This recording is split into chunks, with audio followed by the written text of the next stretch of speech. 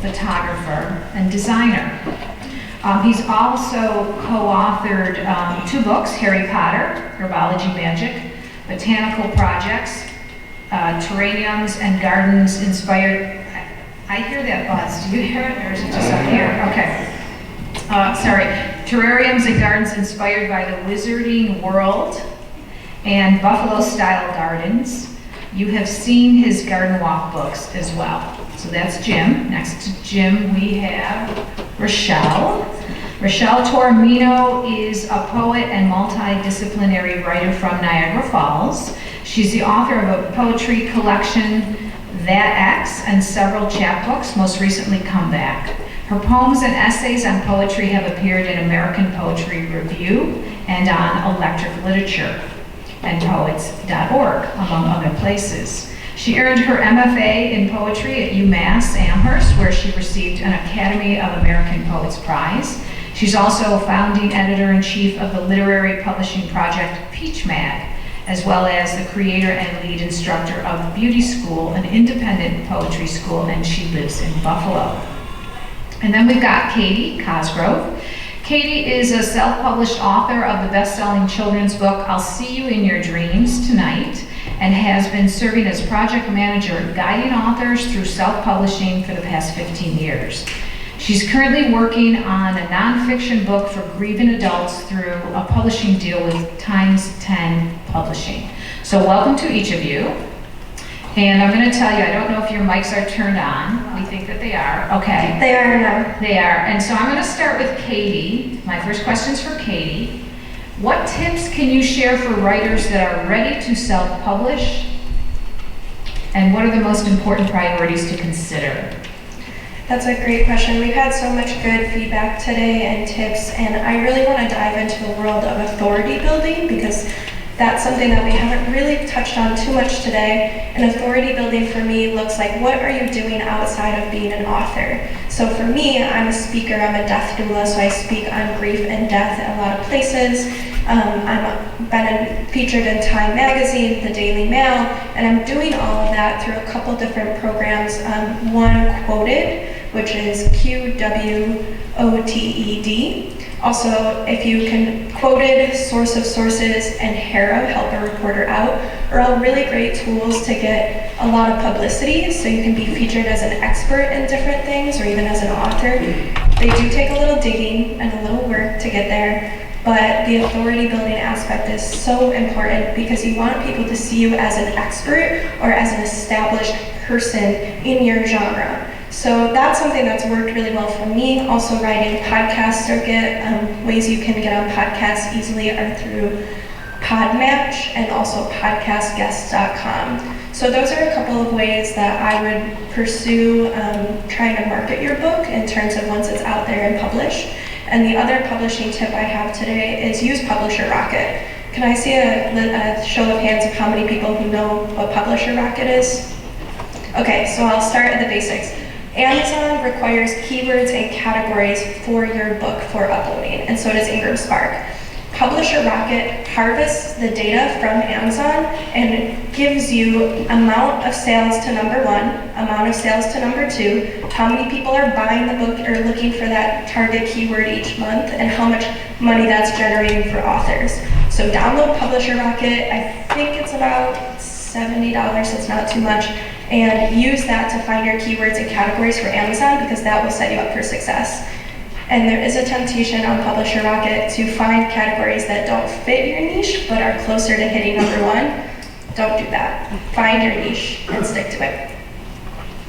Thank you. Rachelle, can you suggest one or two local resources that would be helpful to those interested in publishing poetry work? And I know there's some people in that area that talked about that they're poets, and I know that they're also working with Just Buffalo Literary Center.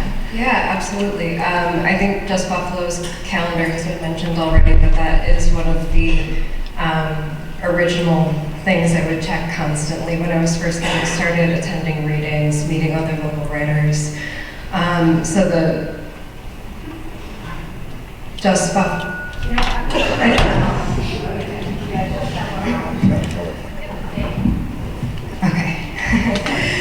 That's better.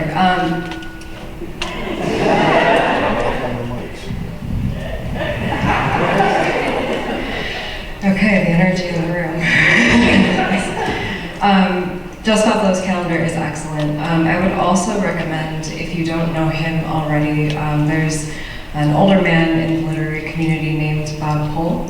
He used to work for the Buffalo News.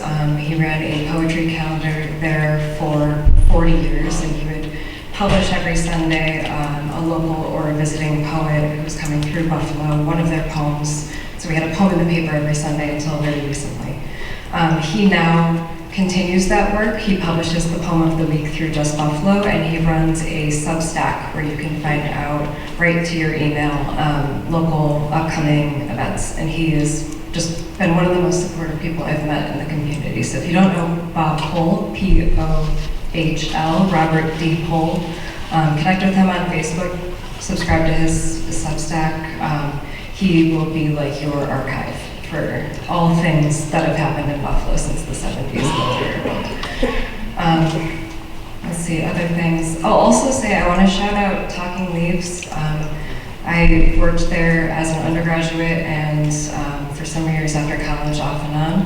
And that's how I got to meet a lot of local writers, local readers. And those independent bookstores like Talking Leaves and like Fitz, they're not just places where you can buy books, but they are places where you can meet readers, and ideally people who might read your work one day, are probably working on a novel of their own. There's usually some kind of open mic happening in Cafe Roma next door. Fitz Books has readings in their backyards all the time, both visiting poets coming through as well as the local poets here in this community. So not just places to buy books, but places that are really trying to bring together readers and writers in the community. So Fitz and Talking Leaves are phenomenal resources for that. And before I knew about the Just Buffalo calendar, before I met Bob, when I worked at Talking Leaves, I would very often refer to their poster wall, where you can check out upcoming literary gigs that are happening in the city. So connect with those people, get to know them on a first-name basis, and they'll support you beyond just carrying your book, probably. Thank you. Jim, your background's in graphic design. What are your thoughts and what should be considered when thinking about publishing your work and how the final product looks? That's a big question. A lot of it depends on how you're getting the book published. Self-publishing, you're in more control, you incur more costs. There's better cost benefits at the end if you do things right and market. If you're working through a publisher, you're in their house and they will determine a lot about the quality of the book. I remember when Sally and I were working on our Buffalo Style Gardens book, we actually suggested to not use Buffalo Style in the title of the book. We wanted it to be called How to Make Your Garden More Personalized, or How to Personalize Your Garden, or Make Your Garden Your Own. But the publisher wanted that Buffalo Style Garden book. Well, by having that in the title, it made it a regional book. It's not for a broader audience. The book content is for a nationwide audience. We made it that way, but because they insisted on that Buffalo Style Gardens, I'll always regret that title. I'm proud of the book, but the publisher will deem a lot of these things. I'm a designer. I've designed 5 or 6 books for a local publisher. The 2 books I have written, the publishers did all the design work. I didn't even get to design my own books. And there are certainly things in both of these books that I would not have done. So the more control you have over your book, the happier you're going to be with it. The rewards at the end are better, but you don't always have that much control. So really it's what determines the quality of the book and how the book comes out, and your enjoyment of the book is really determined how it's being published. Let's go back to Katie. You've published work for children. What can you share about writing for that audience? Get a good editor. That's been said a lot today, but it deems being said again. Some people who write children's books think, oh, it's a book for children, I can edit it. Get a good editor. because it still matters. I am the Contaminator editor, edit my book, and I thought my book was great, I thought it was perfect, and now it's great, and now it's perfect. So get a good editor, and also be mindful of the age. Amazon, Ingram Spark, libraries, schools will ask you what age appropriate it's for. So if you have beta readers that are children's or parents or caregivers, children, parents, or caregivers, please use that to say, is this book appropriate for your child, or for this child, or for this age group? Or did they understand it? Did they resonate with it? What did they walk away with it from? What did they walk away with? So make sure that you're being mindful of that age presence and the graphics that are with it, and also make it approachable. So if you're trying to target libraries, schools, Amazon sales, bookstores, what's your target market and how are they seeing that, and where are they when they're not shopping for books? Because that's where you're going to reach them. So I do a lot of school readings, and I try to donate my books to all the libraries. I've yet to do it to this one, but I will after today. And so making sure that you're marketing it well and approaching those parents and caregivers where they're at and when they're maybe not looking for a book, because then your book doesn't get lost in a sea of books. Something that was mentioned earlier today is gift shops. Gift shops are really great ways of kind of slipping your book into a non-saturated market. How did you find your editor, Katie?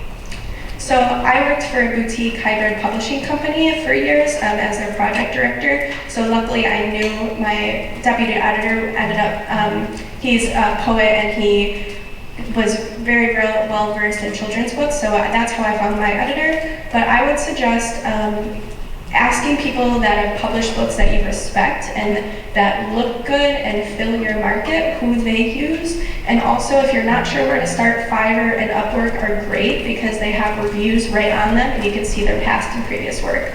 So that's something that I would recommend. If you don't know where to start, that's a good starting point. Thank you. Rachelle, we talked about Peach Magazine, or Peach Mag. What is it? And what should writers consider if they're interested in being published through it? Well, right now Peach is on hiatus, unfortunately, so nothing. Okay. But Peach was an online literary journal. We had event series, both in person and online, as well as a couple of anthology series where we republished the work from the online journal alongside new work. We had a sort of vision for a literary journal that would feel ultimately less transactional. I have a lot of publishing experiences where you send the poem, they publish it, it's over. But for me, being a poet, I'm really interested in relationships with other people and independent publishing communities and groups of artists that gather around publishing, and not publishing as a platform, but more of a way of bringing people together to experience each other's work. And so through Peach, we tried for years to continue to find ways beyond just the initial publication in the online journal to re-involve contributors, feature them at readings, have them guest edit something, involve them in a reading period. So that was sort of our philosophy, and we tried to do that for as long as we could. And now we are taking some time off, what I'm thinking of as our extended summer vacation. We have hit our 7-year mark, which is the sort of duration of time it takes to have all of your cells replace themselves in your body, they say. So I'm taking some time to think of what I want what the next iteration of the project to be. We've talked a lot about social media today. And when I first started Peach in 2016, social media and publishing on social media was new terrain. It seemed so possible. You could really actually connect with your readers. And increasingly, it is pay to play. It's very ad-driven. And so something I noticed over the years of running Peach is less and less people would actually click into our links and read the work. Less and less people were seeing our posts on their timeline. And that was really dispiriting. So I might return to print. Is something I'm thinking about lately because it's just unfeasible to run something independently with no budget on the internet in 2024 is what I'm discovering. So stay tuned if you are interested in Peach, but right now, nothing. Thank you. Jim, you talked about publishing some books, and you said you would never have used the imagery or the cover that they used.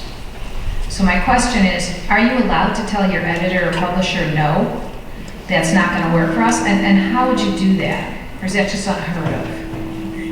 No, you can certainly tell a publisher no. They may not agree with you. There was also a last minute, you get endorsements from other authors and other people related to your book, and you print them on the back of the book. And last minute they decided their designer, who's lovely, had an idea, and she wanted these wacky little boxes, colorful things on the back with all these great endorsements we got from other garden writers. And I didn't really like it, but it was hard to tell them that I didn't like it. And I finally said, yeah, it's not what I would do. And they nicely said, you're not designing it. But it looked comical to me, and it didn't take their quotes seriously. So I've never liked that. The Harry Potter book was completely different. That one, that was like a publisher in California. It was a very, they're like a book factory. They do books on franchises for the Gilmore Girls, Star Trek, Star Wars, Batman. They do Disney books. They did the Gilmore Girls cocktail book. You know, they do cookbooks. Breaking Bad. They did a Breaking Bad cookbook. So they have a system, and they go through. They've got professional editors. My book had to go through. My book had to go through the Warner Brothers legal department and the Wizarding World of Harry Potter, which is the licensing arm of J.K. Rowling. Everything happened faster than you would ever believe, but it had to go through so many people that, you know, they know more about that genre of, it's a how to do garden projects book. They know more about that than I do, so I followed their lead. They knew what they were doing. They've been doing it for decades, and they do it for, you know, all the top franchises and movies and TVs. So I took their advice, and I did not question anything. I'm not sure they would have taken me too seriously. I did come up with some other ideas to use UPC or not UPC QR codes in the book for each project to have some online part of it, maybe even a series of videos on YouTube or something. I suggested some things, and they said, no, we don't really do that. So how did they find you? How did this California company find Jim Charlier out of Buffalo, New York, and push forward a project you were doing? You were talking about having expertise in the field. I've had a garden blog since I think 2007 or something like that. And at one point, trying to get my daughter interested in gardening, I planted a Harry Potter garden. We go and we buy the weird looking plants from the different greenhouses and nurseries. We'd bring them back, we'd plant them, we would do labels, but on the labels we would, as we were reading the books, we would write down all the plants that were in it and what each plant did, like eat gillyweed, you can breathe underwater, that kind of a thing. And I did that in my garden, and then I blogged about it. And it's on my blog today, it's probably the page that gets the highest number. But I've also had joined the garden, it's called GardenCom now, but it's the Garden Writers Association, more networking. And I kept the blog up, and then eventually when we brought all the garden bloggers, Sally and I brought all the garden bloggers in the country. Actually, it was a Garden Writers Association, about 300 garden writers and photographers and social media people to Buffalo in 2017. And we sat down with a printer that prints books on gardens. And they're in Pittsburgh. And we sat down with them, and it was Sally is the one the previous year on the plane on the way to this conference in Atlanta. She said, we got to write a book. Well, she said, we have to. I didn't have a choice. And then So we get through that process, write a book. So already I have the Harry Potter connection. I've got a long time garden blog where I write how-to projects, creative projects for your garden. Wrote a book with Sally, and then out of the blue, it was on LinkedIn. No, it was on Instagram first. I get a message from someone in California who says, "We're interested in talking to you about maybe writing a book." And I thought nothing of it because it's Instagram. You don't know what you're going to get. Then the same person reached out to me on LinkedIn. I take it more seriously because it comes from LinkedIn and it's a second message. I called them and she couldn't tell me anything about the project. She said, well, we should, you've got to sign a non-disclosure agreement first. They send me the documents, I send it back. They say it's a Harry Potter book and would I like to write it? And my first question was, well, what do I have to do to pitch the book? Sally and I have pitched our book to a few publishers, said it's a big process to pitch a book. And they said, oh, no, it's just you. So that one fell into my lap. And that is certainly not normal. I got my publishing deal through a podcast. So if you build it, someone, somewhere, something will eventually come. Tell us a little more about that. So I used Podmatch to connect with different podcasts that were looking for guests, and I made my profile and I pivoted myself as a death, duel, and grief expert. And when you're an author, that is a credential that you can use and leverage. And so I used that to get onto a couple different podcasts, and I was on a podcast talking about ways that you can cope with your grief and find purpose in life. One of the CEO of Times 10 Publishing heard me and emailed me and said, I'd like to offer you a book deal. So if you just get creative and find people where they're listening, reading, speaking, talking, the cashier at the grocery store, anywhere you can talk to people about your book and your genre would be helpful. Sure, I could.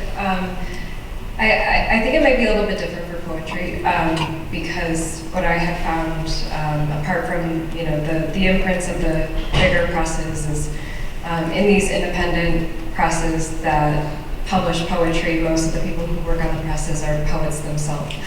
And usually they're labors of love. They're not making money from it. They're lucky if they can break even. So the way that I published my first book, I had a relationship with the poet who ran his press for a long time. And it just kind of came about naturally. I had a manuscript eventually, and it is this very cooperative spirit in the poetry world where you put in enough good energy into the world, and I do believe that eventually someone will recognize that and sort of reward you with something to keep you doing it. And so for me, that meant getting my first book out there through independent publishing. So does anybody have any questions? And while we're getting those together, I think, Ann, I'm going to ask you to run those mics. I talked to someone today. She came down and she told me she was an artist. And are you still here? You're a graphic artist. If she's still here, we want her to stand up. Stand up. Obviously Jim is a graphic artist. There's people here that can help you. All right, and some of them, you're going to have to talk about those details. There's writers here, there's editors here, there's artists here. She's an artist. Talk to each other. In about 20 minutes, it's just open network time. But at this point, does anybody have any questions for Rachelle or Katie or Jim? Hi, a question for Katie. My name's Jill Gavin. I'd actually love to connect with you after Katie because I have a children's book about grief and I actually have it with me here today, so I'd love to talk to you about it. I'm curious, what type of editing do you think is the most important for children's picture book poetry, being that there's so many types of editing we can get done? Interesting question. I would have to say developmental editing. I think that with children's books, at least for me, when I wrote it because I had a dream about it. I woke up at 5 a.m. and wrote it down, and the next day I was like, oh, this could be a book. And so I simplified it, right? I was like, okay, it's perfect in its form, it's a poem, it works. And my developmental editor was like, it's good, but we need to shift some things around. And then after my developmental editor went through it, I had a copy editor, and then I had a proofreader, and I had a layout editor too. So I would say that for me, for a children's book, that developmental editor really helped with the structure and the flow of things. Does that answer your question? And I'd love to read your book.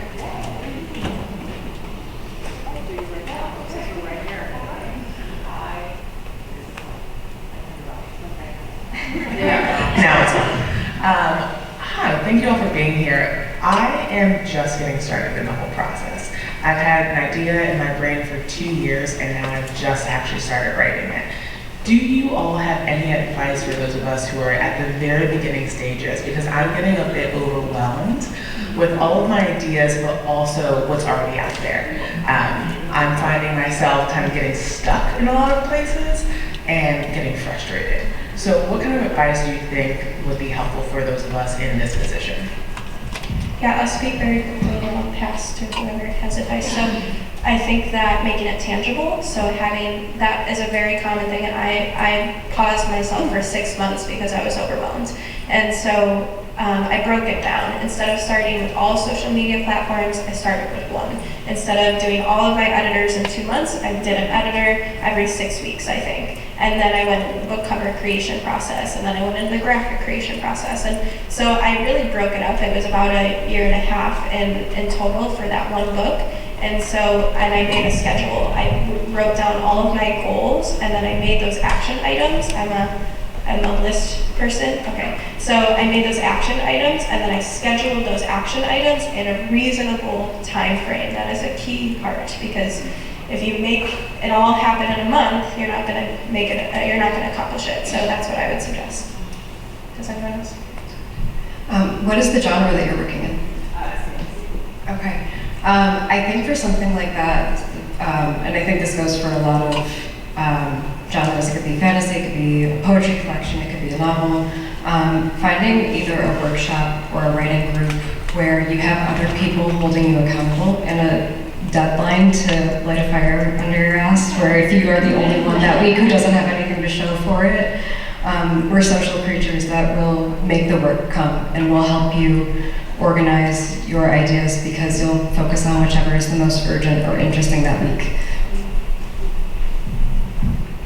I would say that you're just in the beginning, you don't know what to do, you get blocked, analysis paralysis. Take it easy on yourself. This is the easier part. Writing the book, if you've got a book in you, this is the easier part. It's when you get into the social media, the marketing, the design, the costs, the estimating of things, dealing with any outside sources you have as far as editors, designers, website designers. That's all can be, if you're doing your own self-publishing on Amazon, you've got to learn, it's not complicated, but you've got to learn softwares. If you're going to do it on your own, you've got to do something. You've got to learn about typography, you've got to learn about quality images, you've got to learn a little bit about printing. So this is the easy part. If you got a book in you, it'll come out. I would connect with anyone in here who's published already. I had the benefit of working with Sally, who'd already published a book previously, and working with professional editors and things like that very early on. The editor is the most important part of the book. Anything I've done, not only did they take, in Sally and I, our case, take our writing and look for typos and sentences. She said, no, this section here, this goes at the end, this should be this, you should have 4 parts to this book. You don't have it in the right order. She sort of rearranged the book for us, and it was like a light bulb went on. So having the people who've been through this process before, you need to hang out with them.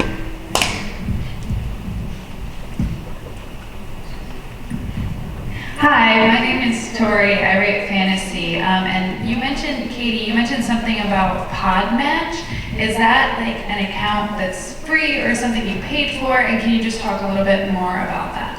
Yes, that's a great question that I may not know the answer to. I am 96% sure it's free. So there's 2 ways to create an account. You can create an account as a guest or a host. So you go over to podmatch.com, that's podmatch.com, and nobody tells you how hard it is to spell things while you're on stage, by the way. It's a lot of pressure. So podmatch.com, you set up a profile as a guest, and if you don't have any, Rachelle mentioned this word transactional that really stuck with me earlier because that's so much of the publishing industry, and unfortunately sometimes you have to delve into that, so you have to leverage different media on Podmatch. So if you don't have any speaking experience, you're going to want to start with a lower audience, like a smaller quantity of an audience of a podcast, and then use that to leverage to like a medium podcast, and then eventually get up into the big leagues. So definitely just be curious and talk to hosts, and I'm happy to like help you set it up if you want to connect after this. It's been really great for me.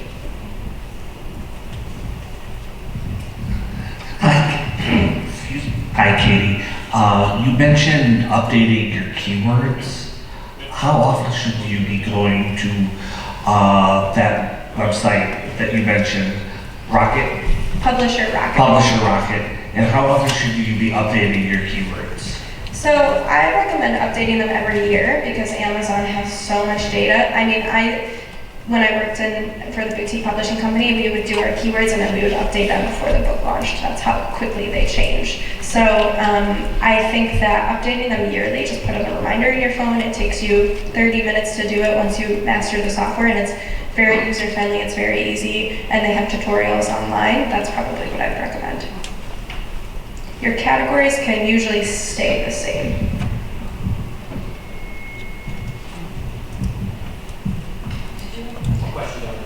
Looks like we have a question right in the middle.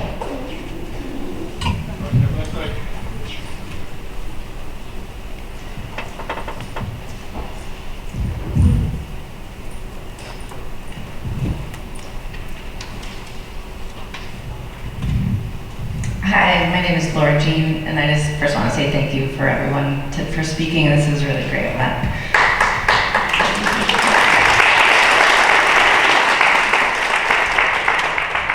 So I'm just getting started with my first book, and I've got around 50,000 words, and it's a personal growth book with stories from my life, which I have never read anything like that, so I'm curious if you have thoughts about that. But my question is just in the writing process. I'm just using Word right now, and I don't know if there's another program I should be using. It's getting hard to get organized. I don't have chapters really, I'm just using bookmarks on Word, and that's the only, I don't know what to do. I have a great recommendation for that.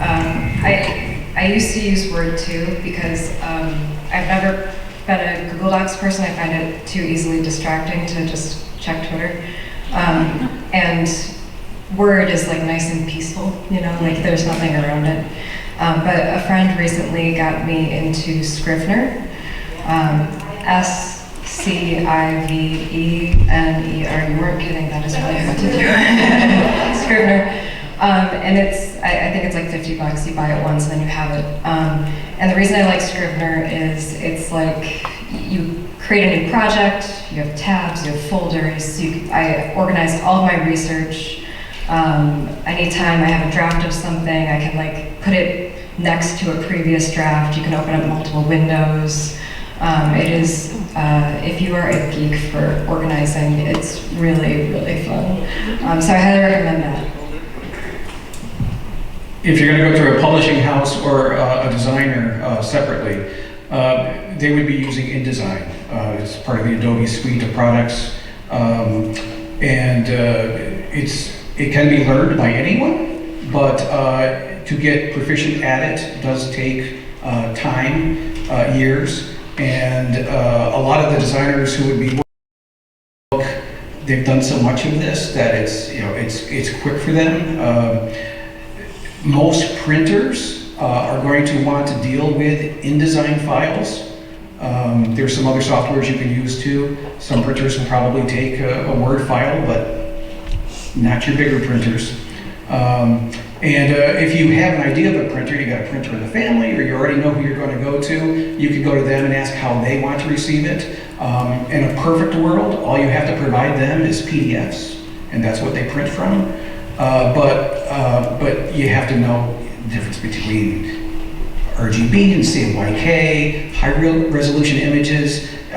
You would have had to thought about your cover, your back cover, your dedication page, your title page, your legals page.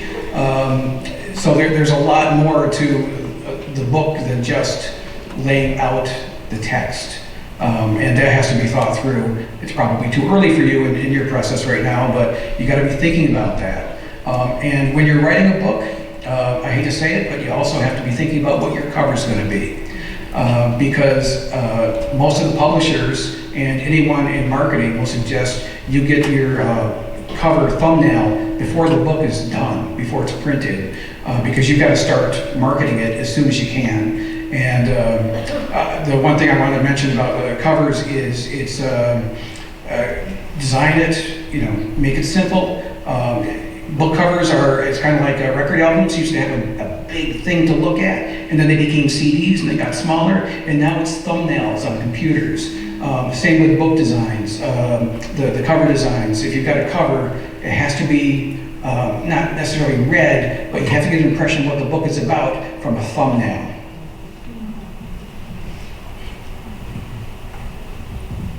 Hi, thank you. My name is Sarah. My question is about how to get unstuck from where I am now. I have a manuscript. It's a mosaic memoir. It's with illustrated cartoons from 2 years when I was a cashier at a grocery store here in Buffalo. So it's very Buffalo, but it's also very universal. My two fears are I want to keep it honest, but also anonymous. And I don't want it to be like a booster promo thing for the place I worked. And I feel like it's getting a little stale because it's about a year old now. So it's sort of a genre mush, and it's a time mush. But people who see it like it. So anything spring up? What's getting you stuck about it? I think the initial mojo I had has gone away. I have another full-time job. My energy, that's really hard. The whole marketing, where did that whole thing? So I guess kind of everything. No, yeah. I have a couple ideas about that. If it is the work itself that you are feeling stuck with, a helpful thing to do is to bring it back to life by performing it, whether it's at an open mic or just reading it out loud, bringing it back into that kind of present moment where it can feel charged again. I've never tried this before, but I've heard from writers who have printed out a draft of their book and then retyped it up, like word by word, and that will help them revising, but it will also help them get back into that mentality where it feels that urgency again. Because you need to hang on to that heat when you feel it, otherwise if it cools, you can't do anything with it. But then it sounds like you've been working on it for long enough where you need some reactions to it. And that could mean finding, you don't have to hire anyone at this point. It could just mean connecting with local writers, seeing if anyone wants to do like a manuscript swap, where you just read each other's work and then just react to it. And having, once again, we're social creatures. We need to eventually know that the thing that we're spending all this time alone doing is going to be shared. We're talking a lot about publishing and like the economy of that, but the sharing is why we do it. We want to share our thoughts and work, right? And so having some of those reactions, either through a workshop, a writing group, a manuscript swap, might be what you need right now. Has anyone heard the song Gypsy by Fleetwood Mac? Yes, okay. I went to go see a Fleetwood Mac cover band a couple weeks ago, and they said, this song has been a great song for decades, but it's fallen a little bit, and there was a TikTok challenge that used the sound of the song Gypsy, and that TikTok challenge inspired these cover bands to start touring and gave them the population and the push that they needed to start making those tours again. So my point is that books and works of art can always, always, always come back to life. So don't give up on it, because you never know what's going to happen. You never know what's going to give you that spark back. Rachelle gave great, great feedback on how to find it yourself too. And I think that in terms of when we want the book to go out into the world, we'll find the way, and there will be reasons and time and news pegs and all of the things that you can use to find a way. So don't be worried about time, is my point. Is there one more question? I have a question about the logistics, I think. I have a finished rough draft. I have a Facebook page. I don't have all the other social media. I haven't found an editor. I don't have a blog. I don't have a website.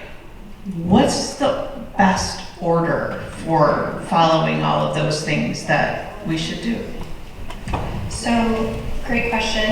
I wish I had a piece of paper right now. But I would say that starting with a website, because you're going to want your landing page ready before you do anything else, because you're going to want to send people somewhere. So even if the book isn't out yet, it's just put a coming soon, and it can be in construction and say coming soon. For more information, sign up to my email list, and then have a MailChimp or Substack or something that people can get involved with, like interact with. You don't need to send anything out yet, although it would be helpful, but don't get overwhelmed by having to send something out. I do my newsletters monthly because every week makes me want to jump off a bridge. So just start small, start really small, start talking about it on Facebook, give yourself a couple months to batch content for Facebook, and then once you're conquered Facebook and that feels comfortable and you're in a flow, add another social media. So start with the website, go to social media, and then layered in there would be your editing process. So you're kind of doing two different things simultaneously. You're working on the book itself, and you're working on the publicity for the book.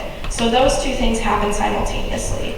And then once you're, the way that editors work as a developmental editor, a copy editor, I send it to layout after that if I'm self-publishing, and then a proofreader proofreads my layout for me. So that's how that process works, and then you can layer that in with starting with one social media, after you've built a website, adding a second, and then doing some more publicity from there. Is that clarified? What about the blog? The blog has to come after is the blog part of the website, or is it a separate? I don't have one yet. So You don't have that, okay. So start with a landing page and start writing blogs, but don't publish them yet. So because the reason I say that is when you can batch content, it makes your life so much easier, because then you're not on the spot trying to come up with content every single month. So if you can batch maybe 6 months of blogs ahead of time, give yourself a couple months to do that, and then schedule a release day, and then make sure you're telling people on Facebook, hey, a blog is coming, what do you want to hear, what are you interested about, this is what I'm kind of feeling. Get some engagement there, and then launch the blog on the website, have it be the same website, Wix, Weebly, WordPress, all of the ones have blog options. So that's how I would do the blog. Thank you. Any last words, final words from Rachelle or Jim about anything that has to do with self-publishing or publishing?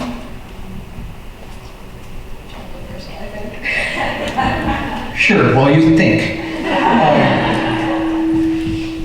I would reiterate to do, work with businesses, graphic design, art director. I work with businesses all the time, startups. You're basically starting a startup when you're writing a book or getting a book published. And the first thing is always a website. The blog is good to have, but not absolutely necessary at the onset, I think. But once you have your website and you can start getting some email addresses of every friend, relative, contact, acquaintance you've ever met, you're going to need an email campaign or an e-newsletter. And when you have those blog posts, every time you post a blog post, you got to send out an e-newsletter. I got to admit, I'm not that good at that. But I did have to start a website for our Buffalo Style Gardens book. I've got my own blog. I sell the books on my blog. We do it on the Buffalo Style Gardens book. That's another thing that we didn't talk much about, but someone alluded to, when you get the books, what do you do with them? I'm fortunate with the books I sell, I can order a case at a time from my publisher. So, Garden Walk, I get, the month of July, I get tons of people in my yard. I can't really sell them during Garden Walk, but, a few leave. I know I'm going to sell a lot of books then, so I usually buy about 2 cases of books from both publishers, one in California and one in Pittsburgh. And you also, if you're going to sell the books online, you have to know how much your book weighs. You got to know how much the postage is going to be. You have to know your per unit cost. You have to know how much you can lower the cost before you stop making money on it.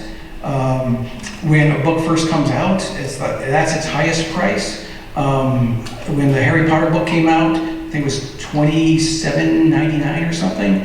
And now when I look on, that's how much I sell them for, plus shipping. Now, all of a sudden, Amazon sells them for like $19 with free shipping overnight. My advantage is you buy it from me. I will autograph it. I'll sign it to anyone you want as gifts, whatever. That's an advantage of buying it with me. At some point, I'm probably going to have to lower my price because right now it's about $32, which includes shipping. And you can get it at $19 on Amazon overnight. So I'm probably going to have to lower my price. But again, I have to buy the books. I buy them at wholesale cost, and they come, but I have to pay the shipping costs on those. And I think it's like $40 for the 20 books in the case from Pittsburgh, and it's about $60 for 15 of the Harry Potter books from California. So I have to build that shipping cost that I'm paying into my book sales. So there's a lot, and we didn't get into a lot of the logistics on that end of it, but it's still a lot to know. The fulfillment is a big thing, and I would say that if I could say one more thing, the best thing about dealing with a publisher is they do distribution. You don't have to worry so much about it. For mine and Sally's book, we contacted and called and have an email list of all the booksellers in the area, and holiday time, in springtime, when people are thinking about gardening, I send out an email and say, buy more books, but they buy them directly from the publisher, not from us. But the downside of that is that, we get, I think it's a measly royalty. It's like, is it like 12 or 14%, Sally? It's not huge, so last year we have to split it because we're co-authors, so we got our check for like $250 last year, so we got $125. It's not a lot of money in royalties. We got paid upfront, which was nice, but it still wasn't. It probably covered our time, but Sally says no. Actually, both books, in my case, I'll tell you, I got paid $5,000 for each book. And I had to split the $5,000 with you, right? Yeah. And in my case, the Harry Potter book, they gave me $1,000 at signing. They gave me another $2,000 when I turned in the final bit. Mine were all projects, crafts. I wrote the how-to instructions. And then when the book launched on Amazon, they put it on Amazon months before it launched. And then when it launched last October, then they paid me the balance. So it was spread out over quite a bit of time. This is not a get-rich-quick scheme at all. That's all I have. Any other poets in the room? Can I see your hands? Okay, so we hear $5,000 for a book and we're like, damn, that's good. I've done a lot of soapboxing about you've got to find your readers. You've got to get a readership. You need your readers. You got to connect with people. And have prepared even more soapboxing about publishing of little magazines and why that is not just a good place to start, but also will be your lifeblood. But I'm not going to get into any of this, but since we're talking about money, I guess I'll leave with one practical tip so you don't just think I'm the kook up here, which is to open an LLC. And to open an LLC for your writing business. And that way, you can always operate at a loss. Anytime someone invites you to do a reading somewhere, open that business account, put all of your travel expenses on a business card. You can write it off at the end of the year. If it's a business, you can operate at a loss for a while until you get it off the ground. You can buy your health insurance through it. You can, anytime you get a coffee with a fellow writer, make sure you get it in an email somewhere and you can write off the coffee. All of these different ways to actually financially sustain yourself as you're working to get your business off the ground, or if you're a poet, just to hopefully one day break even. That's my one piece. I think we're all set. Oh my gosh. We got a lot of information today, right?